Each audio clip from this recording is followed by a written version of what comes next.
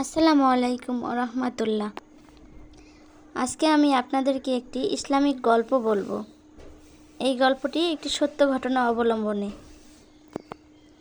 ভারতবর্ষের একটি দরিদ্র ছেলে, তিনি প্রতিদিন রাতের বেলা কোরআন শরীফ তিলাওয়াত করতেন।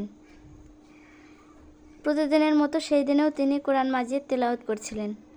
এই সময় হঠাৎ করে তিনি হারিকেন জ্বালিয়ে কোরআন মাজিদ তিলাওয়াত করতেন। হঠাৎ করে তার হারিকেনের তেলটি শেষ হয়ে যায়। সেই সময় ছেলেটি অনেক জোরে জোরে কান্না করতে শুরু করলো। এই সময় একজন মদখোর যুবক দরজা নেড়ে এসে বলল, তুমি কান্না করছো কেন? ছেলেটি তখন বলল, আমি এতই গরিব যে কোরআন মাজিদ তেলাওয়াত করার তেলও আমি কিনতে পারতেছি না। তখন সেই মদখোর ব্যক্তিটি ওনাকে তেল কিনে দিয়েছিলেন। আর আল্লাহ রব্বুল আলামিন ওই মদখোর ব্যক্তির এই কাজের কারণেই তাকে জান্নাতুল ফেরদাউস দান করেছিলেন।